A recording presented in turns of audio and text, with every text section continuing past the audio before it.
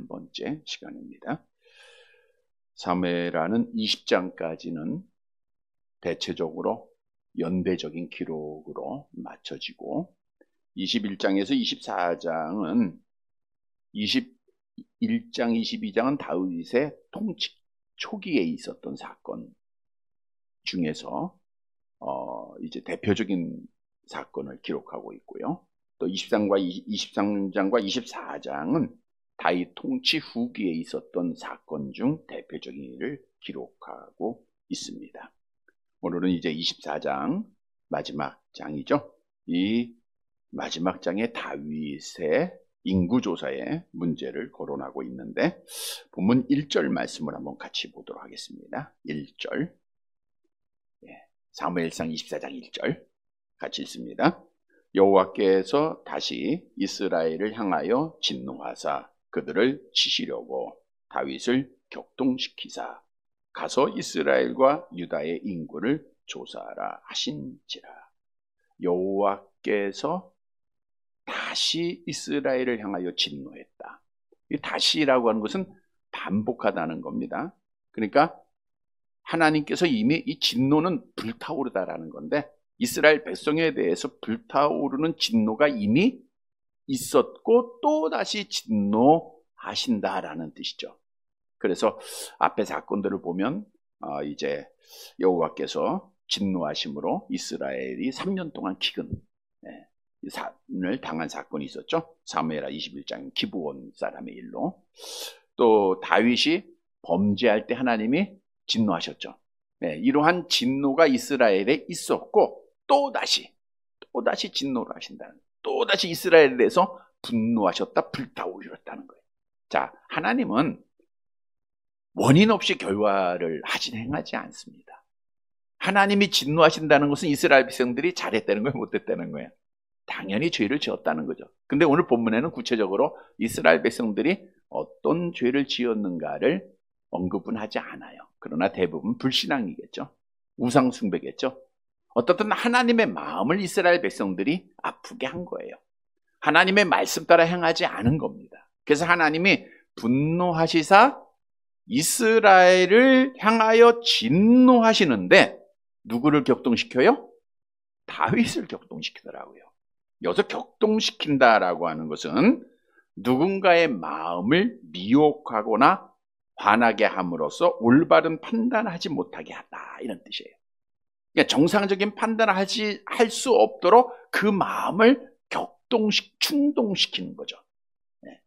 자, 근데 오늘 본문에 보면 누가 하셨어요? 여호와께서 하셨다는 거예요. 자, 왜 이스라엘을 하나님이 진노하시기로 작정하시고 다윗의 마음을 격동시킵니까?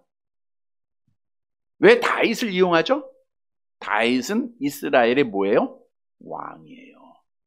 그러니까 지도자 한 사람 잘못하면 그 나라가 하나님 앞에 심판을 받게 된다라고 하는 사실을 말씀해 주고 있는 거예요. 우리가 앞에 내용에서도 다윗이 밧세바를 범하고 그의 남편 우리아를 죽음으로 인하여서 다윗만 벌 받았나요? 아니죠. 압살롬이 반역을 하고 다윗이 도망을 가고 결국에는 어떻게 해요? 다윗의 군대와 압살롬의 군대, 다 누구의 군대예요? 하나님의 군대 아닙니까? 이스라엘 군대잖아요. 서로 싸워요, 안 싸워요? 싸웠잖아요. 나라가 이렇게 화를 겪게 된 것은 누구의 잘못 때문에?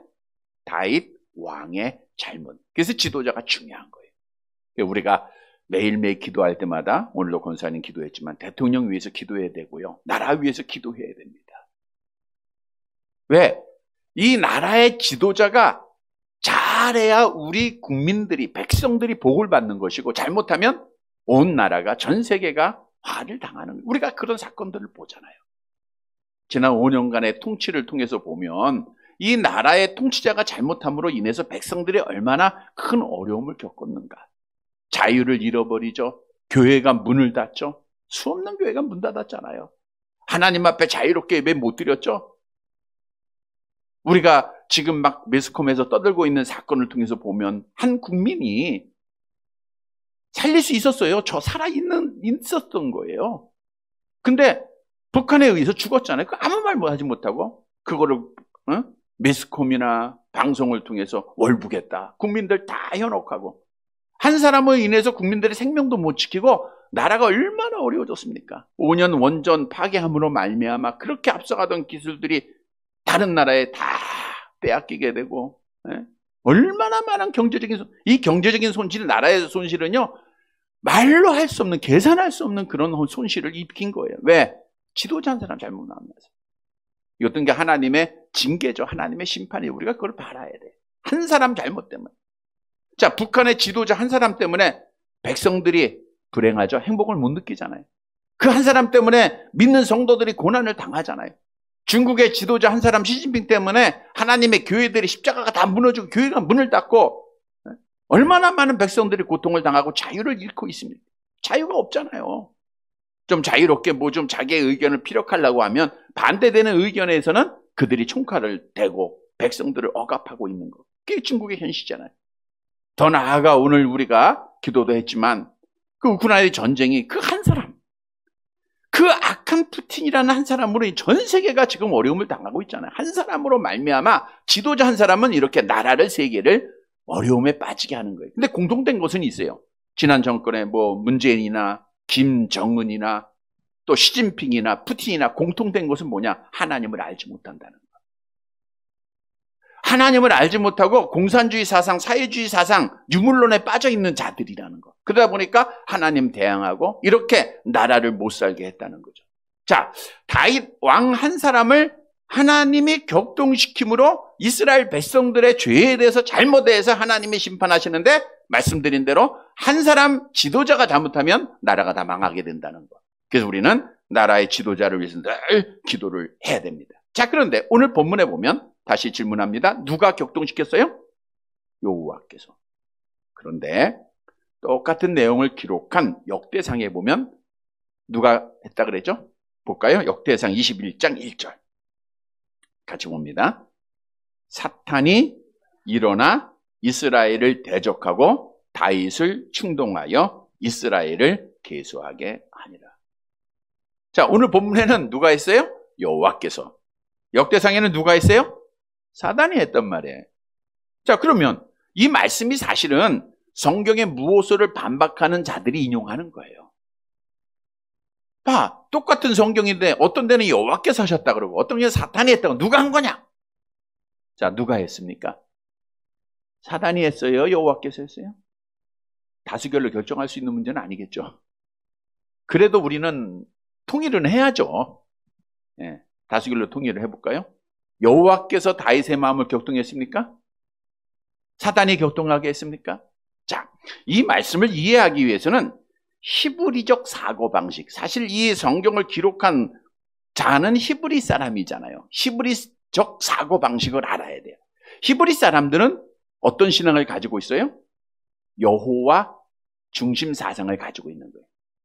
즉 여호와 하나님이 모든 것을 다 계획하시고 모든 것을 주관하시고 섭리하신다라고 믿고 있었던 거예요. 그것이 이제 하나님 중심 사상하고 우리가 칼빈주의 하나님 중심 사상하고 같은 거죠. 모든 것이 하나님이 주관하고 하나님이 계획하고 하나님이 행하셨다. 맞아요, 안 맞아요? 맞잖아요. 그러니까 결국 사탄에 의해서 다윗이 인구조사를 할지라도 궁극적으로는 히브리적 사고방식에 의하면 누가 한 거예요? 하나님, 여호와가 했다. 그래서 오늘 본문에는 여호와께서 격동하셨다 이렇게 말씀하고 있는 거예요. 우리가 예를 들어 보면 욥기서로 가보면 됩니다. 욥기서에서 자, 욥이 누가 시험했죠? 누가 시험했어요? 욥을 하나님이 했어요? 사단이 했어요? 자, 볼게요. 욥기서 1장 12절. 자, 욥기서 1장 12절 같이 봅니다. 여호와께서 사단에게 이르시되 내가 그의 소유물을 다 내 손에 맡기노라. 다만 그의 몸에는 내 손을 대지 말지니라. 사탄이 곧 여호와 앞에서 물러가니라. 이제 여호와하고 사탄하고 만나서 이야기하잖아요. 여호와께서 욥에 대해서 자랑을 하죠. 너 욥 같은 사람 봤느냐? 얼마나 의인이냐? 얼마나 믿음의 사람이냐? 아, 그랬더니 사단이 뭐라 그래요? 아, 그건 부자로 잘 사니까 자녀들 많고 하니까 그렇게 하나님 섬길 거 아닙니까? 그러니까 하나님이 그래? 내가 허락할 테니까 그의 소유물을 다 내 손에 맡긴다. 그러니까 욥의 소유물이니까 자녀들 재산을 말하는 거예요. 그러니까 다 맡깁니다. 다만 그의 몸에는 손을 대지 말라. 자, 이 말을 보면 악한 사단이 몸에 손을 댈 수가 있어요, 없어요? 몸에 손을 댈 수가 있으니까 이 말을 한 거죠. 그래서 우리가 몸은 죽여도 그러잖아. 몸은 죽여도 영혼을 능히 죽이지 못하는 자들 두려워하지 말라 그랬죠. 그러니까 사단이 할 수 있는 가장 큰 일은 죽이는, 몸은 죽일 수 있어요. 근데 그것도 누가 허락을 해야 돼? 오늘 본문에 보니까 하나님이 허락해야 되더라고요. 근데 하나님이 어떻게 허락했어요? 소유물은 네가 마음대로 해. 그러나 그 몸에는 손이 대지 말라. 그러니까 사단이 와서 어떻게 해요? 10자녀 죽이죠. 재산 다 뺏어갔죠. 그럼에도 욥이 하나님을 배반합니까? 안 합니까? 안 하잖아요. 신앙 지키잖아요. 물론 오늘 오전에 말씀드린 대로 너무너무 어려우니까 이제 2장 3장에 가니까 이제 생일도 저주하고 하지만 그가 신앙을 지키잖아요. 그래서 욥이 다시 찾아왔어요. 다시 찾아왔을 때 이제 사단이 여호와 앞에 나와 말하잖아요. 이제 주의 손을 펴사 그의 뼈와 살을 치시면 틀림없이 주를 향하여 욕할 겁니다. 재산 뺏어갔고 자녀 뺏어갔지만 주님 욕하지 않으니까 그의 뼈와 살을 치면은 반드시 몸을 아프게 하면 주님 욕할 거라는 거예요. 네, 여호와께서도 사단에게 허락을 또 하세요. 여호와께서 사단에게 이르시되 내가 그를 내 손에 맡기노라. 다만 그의 생명은 해하지 말라. 그러니까 목숨은 해하지 말고 마음껏 해보라는. 그러니까 이제 병을 주잖아요. 병을 줍니다. 자, 이 말씀을 보면 하나님이 허락을 해요. 욥을 시험한 거는 사단이 한 거죠. 근데 이스라엘 백성들 이브리인의 사고방식에 보면 욥은 누가 시험한 거예요? 여호와가 한 거예요. 근데 실질적으로 누가 했어요? 사단이 한 거죠. 자, 분명한 진리가 있습니다. 사단은 하나님의 지배 아래에 있다는 거예요. 그러니까 사단이 자기 마음대로 막 하는 것 같아도 결국은 모든 일을 주관하고 섭리하시는 분은 하나님 아래 있다는 거예요. 그러니까 즉 사단은 주님 오실 때까지 이 땅의 권세를 받아서 자기 마음대로 하는 것처럼 보여요. 마치 그런 비유를 잠깐 드는데 어항 속의 금붕어처럼, 금붕어가 아니도 뭐 여러 물고기들이 있죠. 어항 속의 물고기가 자기 자신이 자유롭게 막 헤엄도 치고 하는 것 같지만 주인이 밥 안 주면 못 먹는 거예요. 물 안 갈아주면 죽는 겁니다. 마찬가지예요. 그 어항 속의 금붕어처럼 사단은 하나님의 권세를 받아서 마음껏 자기 마음대로 막 행하는 것 같지만 결국에는 하나님의 주권 속에 하나님의 섭리 아래 있다고 하는 사실을 성경은 우리에게 말씀해주고 있습니다. 또한 성경은 분명히 이렇게 말씀하고 있죠. 야고보서 1장 13절. 야고보서 1장 13절 같이 봅니다. 사람이 시험 받을 때에 내가 하나님께 시험을 받는다 하지 말지니 하나님은 악에게 시험을 받지도 아니하시고 친히 아무도 시험하지. 하나님은 시험해야 안 해요? 안 하신. 직접 시험을 안 하신다는 거. 자, 그런데 하나님이 시험한 적이 있어요, 없어요? 있죠. 누구를 시험했죠? 보면 우리가 창세기 22장 보세요. 창세기 22장 시작. 1절. 그 일 후에 하나님이 아브라함을 시험하시려고 그를 부르시되. 자, 앞에 야고보서에 보니까 하나님이 시험하지 않는다 그랬는데 창세기에 보면 하나님이 시험하사 아브라함을 시험했다 이렇게 말씀하고 있어요. 자, 이 말씀은 우리가 여러 번 말씀을 드렸죠. 하나님은 시험하지 않으세요. 어떤 시험? 사단 마귀처럼 멸망에 이르게 하는 시험, 죽이려는 시험은 안 하는 거예요.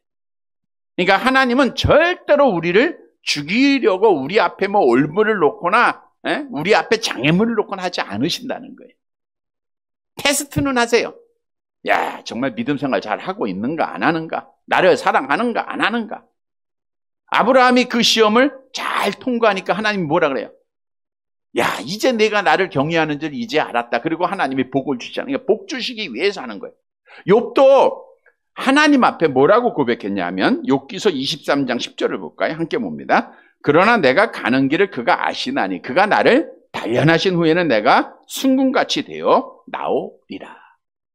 욥이 당하는 것은 그가 순금같이 나오기 위하여 연단의 과정이라는 것을 그가 받았다라는 거예요. 그러나 사단은 우리를 죽이기 위해서, 우리를 멸망시키기 위해서, 우리를 안 되기 위해서, 우리를 절망에 빠지기 위해서 시험한다라고 하는 사실. 그래서 사단의 시험은 우리가 싸워서 이겨야 돼요. 악한 자들과 싸워서 이겨야 돼. 그러나 하나님의 시험은 통과를 해야 돼. 패스를 해야 됩니다. 잘 통과해야 돼. 자, 그러면 오늘은 본문으로 다시 가보면 과연 누가 시험한 건가? 결론적으로 보면 다윗이 범죄하여 결과는 이스라엘 나라가 전염병으로 인하여 7만 명이 죽습니다. 많이 심판, 많이 죽은 거예요. 그리고 다윗이 회개를 하게 돼요. 그래서 다윗을 격동시킨 것은 결국은 사단이 한 거고 허락은 누가 했어요? 하나님이 허락하셨다. 근데 이렇게 보면 그럼 하나님이 죄의 조성자인가? 라고 생각하시세요. 그러나 하나님은 성경에 보니까 절대 죄를 만드시는 분도 죄를 조성하는 분도 아니라는 거예요. 죄를 조성하게 하는 것은 사탄입니다. 우리의 연약한 죄로 오염된 본성에 의해서 내가 죄를 짓는 거지. 그래서 우리 믿는 사람들이 죄범하고 나서 하나님이 나한테 이렇게 했다. 이건 잘못이에요. 악한 영에 의해서 한 거예요. 그래서 우리는 하나님 앞에 믿음을 잘 지켜야 됩니다. 자, 그러면 이제 사단이 다윗의 마음을 격동시키죠. 그리고 어떤 일을 하게 합니까? 오늘 본문에 보니까 이스라엘과 유다의 인구를 조사하라. 이 조사라는 것은 숫자를 세고 계산해 보라는 거예요. 본문 2절 말씀 봅니다. 그래서 이제 왕이 명령을 내리게 되죠. 본문 2절 같이 봅니다. 이에 왕이 그 곁에 있는 군사령관 요압에게 이르되 너는 이스라엘 모든 지파 가운데로 다니며 이제 단에서부터 브엘세바에까지 인구를 조사하여 백성의 수를 내게 보고라 하는. 이에 왕이 이제 마음이 격동됐으니까 판단력이 흐려졌어요. 옆에 있던 군대장관 요압에게 명령을 내립니다. 어떤 명령이냐? 단에서부터 브엘세바까지. 단은 이스라엘의 가장 최북단을 말하고 있어요. 최북단. 사사기서 20장 1절을 볼까요? 같이 봅니다. 이에 모든 이스라엘 자손이 단에서부터 브엘세바까지와 길르앗 땅에서 나와서 그 회중이 일제히 미스바에서 여호와 앞에 모였다. 그러니까 단에서부터 브엘세바는 이스라엘 전역을 가리키는 말입니다. 북쪽에서부터 최남단까지라고 하는 그런 뜻입니다. 그래서 단은 본래 이름이 라이스예요. 라이스. 우리가 아시죠? 이 사건. 근데 라이스였는데 단지파가 나중에 차지하고 그 이름을 단으로 바꾸는 겁니다. 그런데 우리가 이 단에 기억해야 할 사건이 하나 있어요. 이제 남쪽, 북쪽이 나눠져. 르호보암과 여로보암에 의해서 나눠지지 않습니까? 근데 북쪽의 여로보암이 이게 절기 때문에 이스라엘 백성들이 아무래도 남쪽 예루살렘 성전으로 가야 하니까 금송아지를 만들어요. 그것도 이제 북쪽 이스라엘은 넓잖아요. 그러니까 두 군데를 만듭니다. 그래서 한 군데가 단이에요. 하나는 베델이죠. 거기에 금송아지를 만들어 놓고 야 이제 갈 필요 없어. 이 금송아지가 우리를 애굽에서 구원한 우리가 섬겨야 될 신이야. 그리고 이스라엘 백성들로 하여금 절기도 비슷하게 만들어 놨고 금송아지를 섬기게 한 것이 이제 단에 세웠다라고 성경은 증거하고 있죠. 우리 열왕기상 12장에 나와 있습니다. 열왕기 12장 28절 29절 같이 봅니다. 이에 계획하고 두 금송아지를 만들고 무리에게 말하기를 너희가 다시는 예루살렘에 올라갈 것이 없도다. 이스라엘아, 이는 너희를 애굽 땅에서 인도하여 올린 너희들의 신들이라 하고 하나는 베델에 두고 하나는 단에 둔지라. 하나는 베델에 두고 하나는 단에 뒀다. 그래서 단이라고 하는 것이 이스라엘 북쪽 도시. 또 브엘세바는 어떻게 했어요? 당연히 남쪽 도시겠죠. 브엘세바는 브엘세바, 맹세 운물 이런 뜻을 가지고 있죠. 또는 7개의 운물 이런 뜻을 가지고 있는데 아브라함이 브엘세바에서 여호와 이름을 불렀다라고 성경은 증거하고 있죠. 창세기 21장 33절 함께 봅니다. 아브라함은 브엘세바에 에셀 나무를 심고 거기서 영원하신 여호와의 이름을 불렀다. 그리고 이삭이 운물을 판 곳이 브엘세바임을 창세기 26장에서 증거하고 있습니다. 이처럼 다윗이 요압에게 명령을 내려 단에서부터 브엘세바까지 저 북쪽에서 남쪽까지 우리나라 말만 저 백두산에서 한라까지 이런 뜻입니다. 그래서 백성의 수를 내게 보고하라는 거예요. 여기서 백성의 수라고 하는 것은 여성, 노인, 어린이를 제한 수입니다. 그래서 성경은 20세 이상의 군대에 나갈 만한 수 이렇게 말하고 그러니까 장성한 남자의 수를 말하고 있는 것이죠. 자, 오늘 이 다윗이 인구를 계산한 거, 하나님 앞에 범죄한 거예요. 이 일로 인하여 하나님 앞에 심판받아요. 이 말씀을 묵상하면서 우리가 죄를 범하지 말아야 한다라고 하는 교훈을 얻고자 합니다.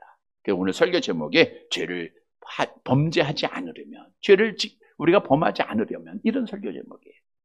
다윗의 모습을 통해서 교훈을 얻어야 돼요. 왜? 죄는 나와 하나님 사이를 갈라놔요. 우리가 하나님의 말씀대로 행하지 않는 것, 죄는 불법이라 그랬잖아요. 그러니까 법을 어기면 어때요? 하나님과 점점 가까워져요, 멀어져요? 멀어지는 걸 느끼잖아요. 우리가 기도하지 못하면 멀어지는 것 같고, 성경 읽지 못하면 멀어지는 것 같고, 찬양하지 못하면 멀어지는 것 같잖아요. 멀어지는 거예요, 그게. 죄는 또 결과가 뭐예요? 우리를 사망에 이르게 하잖아요. 그래서 우리는 오늘 오전에 말씀드린 대로 베드로처럼 철저하게 회개해야 된다라는 것 말씀도 드렸어요.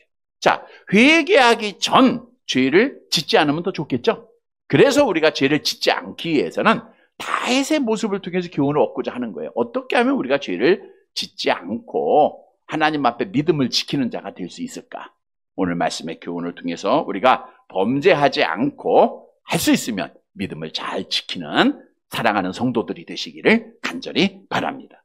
첫째로는 범죄하지 않으려면 먼저는 주신 것에 만족해야 돼. 주신 것에 만족하자. 만족하면 죄를 짓지 않아요. 감사가 나와요. 찬양이 나옵니다.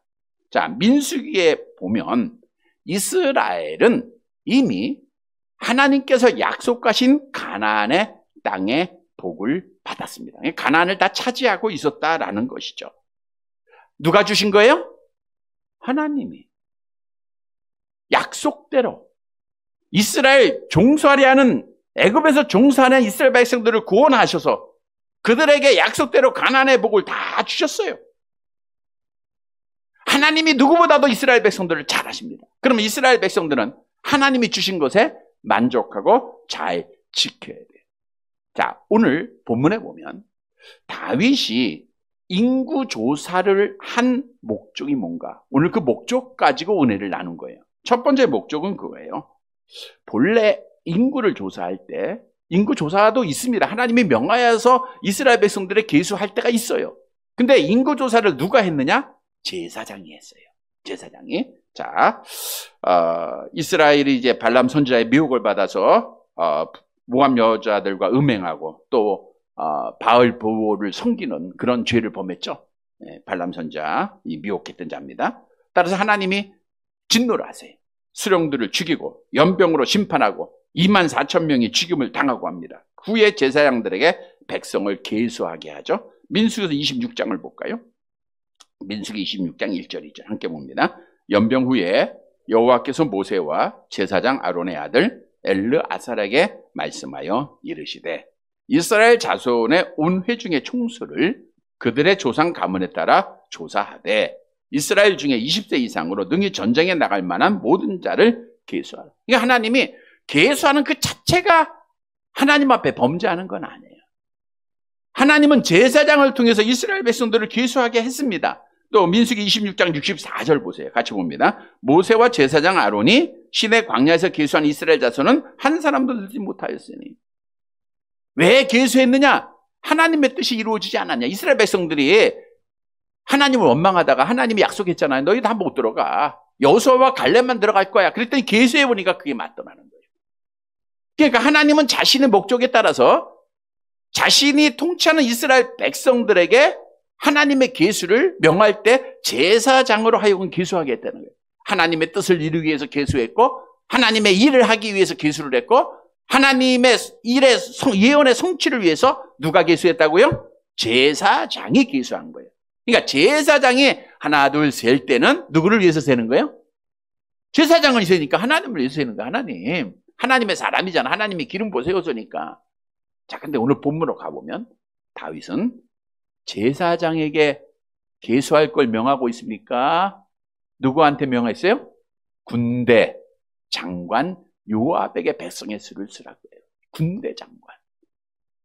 군대 장관에게 싸움에 나갈 만한 수를 세라 한 이유는 뭐냐? 그것은 싸움을 하기 위해서입니다. 싸움을 하기 위해서. 자, 지금도 마찬가지지만 당시에 싸움한다고 하는 것은 무슨 싸움이에요? 영토 싸움이에요. 내 땅 넓히는 거예요. 땅 따먹기입니다. 땅 따먹기. 지금도 이제 그런 일들이 많지만 뭐 러시아도 지금 막 차지하려고 하잖아요. 땅 따먹기 하기 위해서. 자, 여기서 우리가 교훈을 얻어야 돼요. 다윗이 하나님이 주신 가나안의 그 땅에 만족하고 감사했다라고 하면, 욕심을, 탐심을 갖지 않았다고 하면 죄를 범하지 않을 수 있었다는 거죠. 그런데 사단이 그의 마음을 격동시켜서 욕심을 갖게 해요. 야, 너 지금 힘 있잖아. 너 지금 싸울 수 있잖아. 군사들 많잖아. 그러니까 다른 땅도 차지해. 혹하죠. 그래서 다윗이 하나님께서 주신 땅에 만족하지 않고 더 가지려고 욕심을 품다가 결국은 범죄했다는 거예요. 그래서 오늘 본문이 우리에게 주는 교훈은 우리가 범죄하지 않기 위해서는 하나님께서 주신 것에 만족해야 된다는 거예요. 이런 성도들이 되시기를 간절히 바랍니다. 성경도 말하잖아요. 욕심 갖게 되면 어떻게 됩니까? 우리 야고보서 1장 14절 15절. 야고보서 1장 14절 15절 같이 봅니다. 오직 각 사람이 시험을 받는 것은 자기 욕심에 끌려 미혹됨이니 욕심이 잉태한 즉 죄를 낳고 죄가 장성한 즉 사망을 낳느니라. 그러니까 욕심이 갖게 되면, 욕심이 뭐예요? 내가 가진 거 외에 남의 거. 이게 십계명에도 있잖아요. 이웃의 것을 탐하지 말라 그랬죠. 탐하는, 저 갖고 싶. 물론 이제 어떤 바람 속에서 어떤 갖는 마음은 우리가 인간적으로 갖는 마음이 욕심하고는 달라요. 욕심을 갖게 되면 뭐가 돼 있어요? 죄를 범하게 돼 있어요. 거짓하게 돼 있고 불의하게 돼 있고 결국 사망에 이르게 된다. 성경은 말씀하고 있어요. 그러니까 우리 성도들은 여러 번 교훈해 드리지만 가장 중요한 것은 만족이라는 거예요. 디모데전서 6장 8절 함께 봅니다. 우리가 먹을 것과 입을 것이 있은즉 족한 줄로 알 것이니라. 항상 하나님 앞에 족할 수밖에 없어요, 지금. 그러면 먹을 거 없고 입을 거 없으면 불평불만하라 이런 뜻은 아니에요. 지금의 삶에 만족하라 그거예요. 여러분, 만족하면 죄를 범하지 않아요.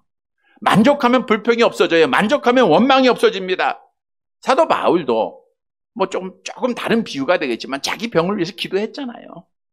근데 병이 고쳐지지 않아요. 그럼에도 불구하고 그가 하나님의 사역을 감당하고 감사할 수 있었던 것은 뭐예요? 만족했기 때문에 그래요. 만족해. 우리가 잘 아는 말씀 있죠? 고린도후서 12장 9절 함께 봅니다. 나에게 이르시기를 내 은혜가 네게 족하도다. 이는 내 능력이 약한 데서 온전하여 짐이라 하신지라. 그러므로 도리어 내가 크게 기뻐함으로 나의 여러 약한 것들에 대하여 자랑하리니 이는 그리스도의 능력이 내게 머물게 하려 하면 내 은혜가 내게 족하다. 이걸 우리가 깨달아야 돼. 여러분, 세상 것에 마음을 빼앗기면 절대로 만족이 없습니다. 우리가 새로운 거 갖고 싶은 마음 누구나가 있겠죠. 그럼 만족할까요? 또 새로 나와요. 그러니까 만족을 할 수가 없어요. 내가 이 정도만 가지고 만족하겠죠? 절대 만족이 없어요. 그래서 성경도 이렇게 말하잖아요. 전도서 5장 10절 함께 봅니다. 은을 사랑하는 자는 은으로 만족하지 못하고 풍요를 사랑하는 자는 소득으로 만족하지 아니하는 이것도 다 헛되도다. 그래서 우리는 지금의 삶에 만족을 해야 돼요. 여러분, 하나님께서는 나보다 나를 더 잘 아시는 분이라고 그랬죠. 내가 나를 모를 때가 있어요. 하나님은 우리를 만드신 분이시기에 누구보다도 더 잘 아십니다. 우리가 겉모습이나 우리가 겉모습도 사실 거울 보고 알 수 있잖아요. 보이는 부분만. 마음 우리 모르. 하나님은 다 아시잖아요. 다 아시잖아요. 그 하나님께서 여러분을 얼마나 사랑하십니까? 여러분을 사랑하시기 때문에 독생자 예수님을 주셨고, 여러분을 사랑하시기 때문에 예수님이 십자가에 죽으셨고, 여러분을 사랑하시기 때문에 여러분 하나님의 자녀 삼아졌잖아요.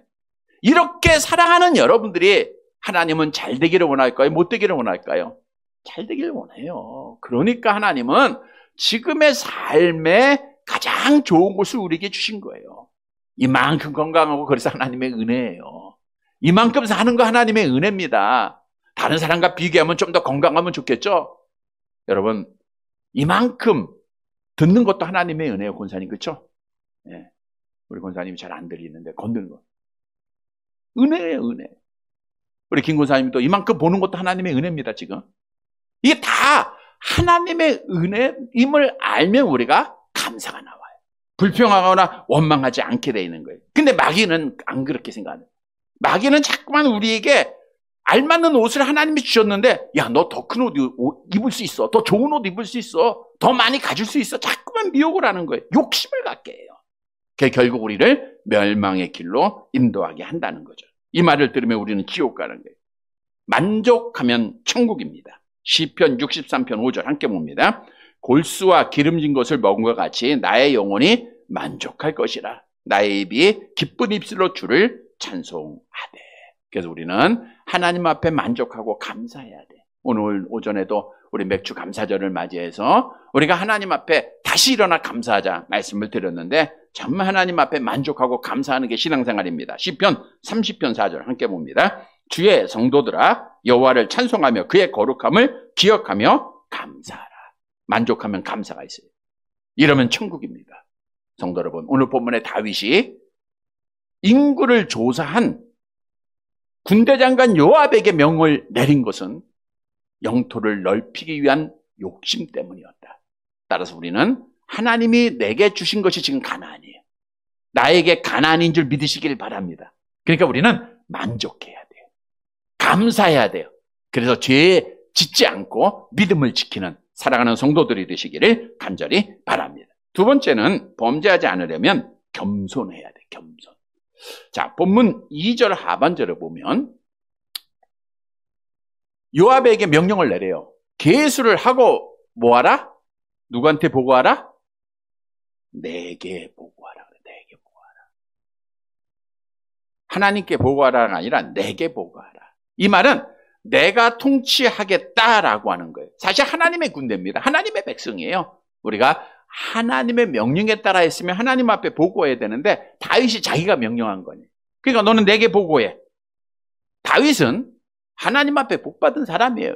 연약한 인간이니까 후반기에 있어서 범죄한 일들이 참 많습니다. 하나님을 온전하게 신앙하지 못한 일들을 우리가 많이 봤잖아요. 이것도 마찬가지. 결국은 자기가 하나님의 자리에 올라가게 돼요. 나한테 보고하라. 하나님 앞에 보고해야 될 거 자신이 보게.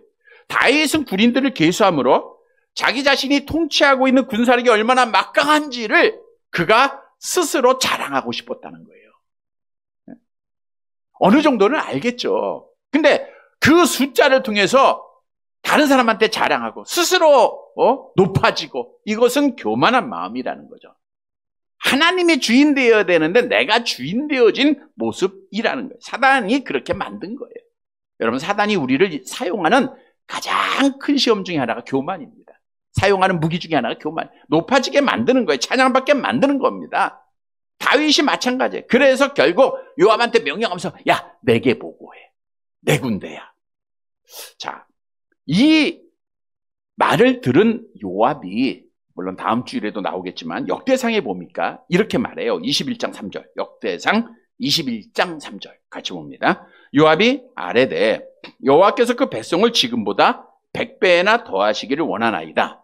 내 주 왕이여, 이 백성이 다 내 주의 종이 아니니까 내 주께서 어찌하여 이 일을 명령하시나이까? 어찌하여 이스라엘이 범죄하게 하시나이까? 요압도 그 30인 군사의 3대 용사에 들집어댔던 요압도 이건 죄라는 걸 알았어요.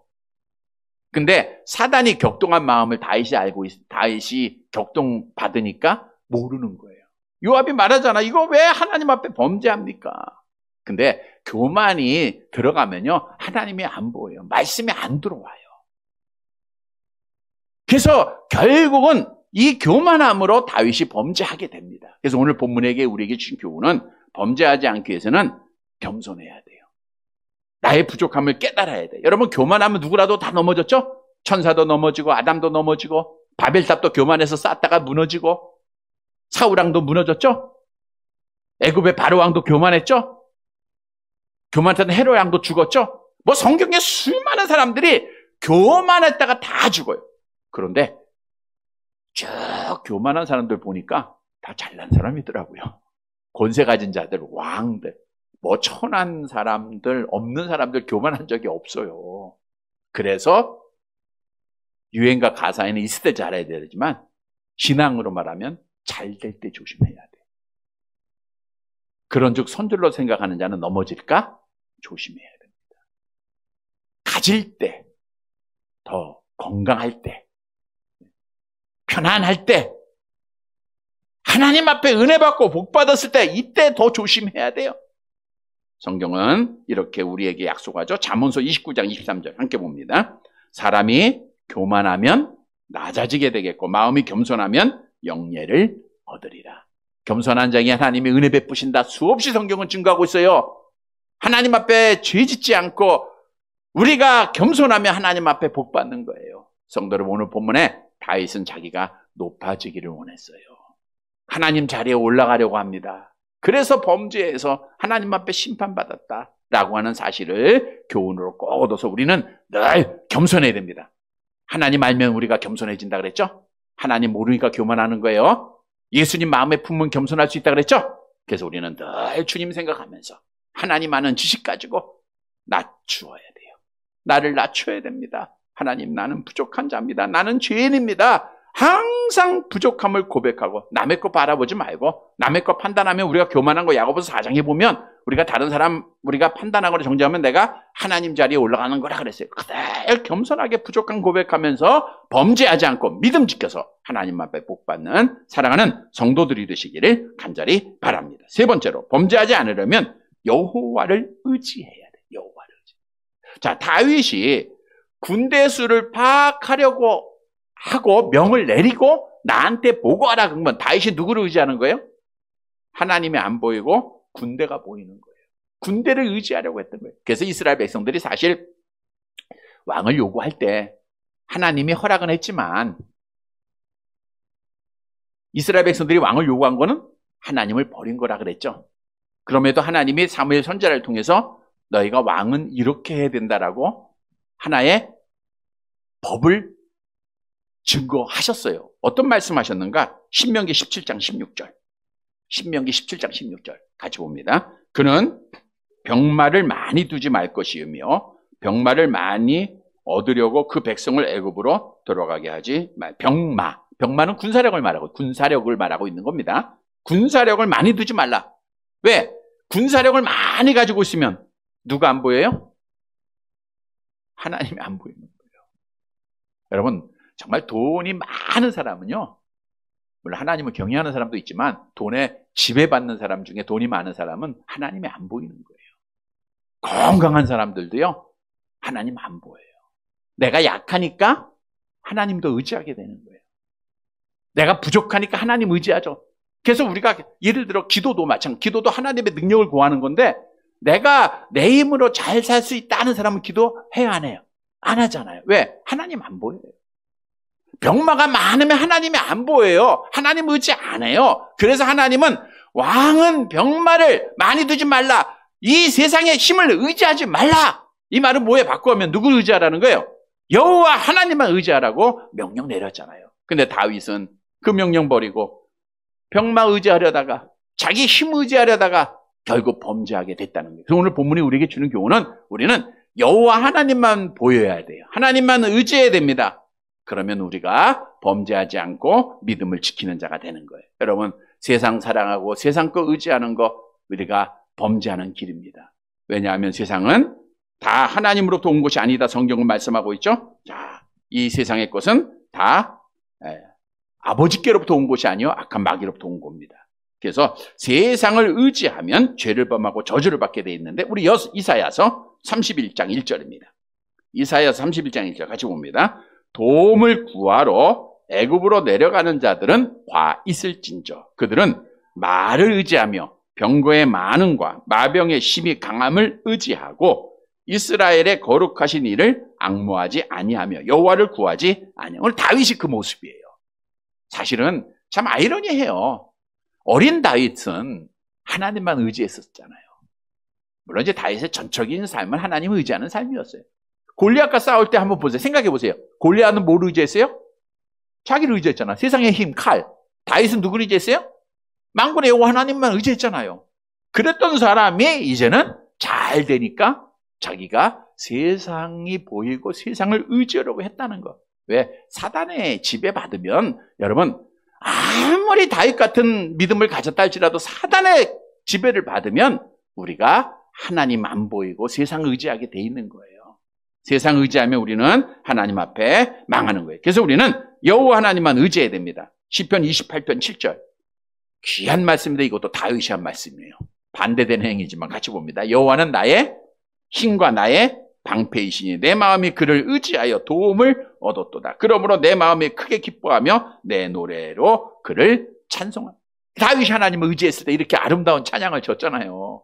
그랬던 그가 하나님 안 보이고 자기를 의지하려다가 죄를 진 거예요. 그래서 우리도 정말 어떤 어려움이 있고 어떤 상황이 와도 우리는 누구만 보여야 돼요? 하나님만 보자. 세상 의지하지 말고 하나님 의지하자. 하나님만 의지하고 하나님만 변호사로 삼으세요. 하나님만 대언자로 삼으세요. 하나님만 바라보세요. 그 길이 사는 길입니다. 시편 20편 7절 8절 계속 봅니다. 어떤 사람은 병거, 어떤 사람은 말을 의지하나 우리는 여호와 우리 하나님의 이름을 자랑하리로다. 그들은 비틀거리며 엎드려지고 우리는 일어나 바로 서도다. 그래서 세상 의지하다가는 죄를 짓는 거예요. 우리 하나님 의지하면서 하나님 바라보면서 범죄하지 않는 살아가는 성도들이 되시기를 간절히 바랍니다. 말씀을 정리해 드립니다. 여러분, 성경에 의인은 없나니 하나도 없다. 또 전도서에 보니까 7장에 보면 죄를 짓지 않는 자는 한 사람도 없다 그랬어요. 우리는 아담에 의하여 오염되어 있기 때문에 누구라도 죄를 범하게 돼요. 죄를 범하면 뭐 하라고요? 빨리빨리 회개하면 됩니다. 회개하면 돼요. 근데 그보다 앞서 범죄하지 않는 길을 가야 됩니다. 그러니까 할 수만 있으면 죄를 짓지 않는 길을 가야 돼요. 성도 여러분, 오늘 본문의 말씀은 우리가 다윗의 모습을 통해서 죄를 짓지 않는 방법 3가지를 알려주고 있습니다. 첫째로는 뭐 해야 돼요? 만족해야 된다는 거예요. 만족. 그러니까 더 가지려고 하면은 죄를 짓게 돼 있어요. 만족하자. 두 번째는 뭐 해야 됩니까? 겸손. 교만하면 안 돼요. 하나님 자리에 올라가려고 하지 말고, 내가 높아지려고 하지 말고 겸손해야 됩니다.